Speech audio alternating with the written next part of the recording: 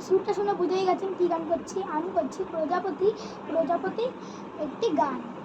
নমস্কার, আমার নাম হলো প্রিয়াংশু বাবু। আমি আজ একটি গান করবো, নাম হলো প্রজাপতি প্রজাপতি। তাহলে শুরু করা যাক।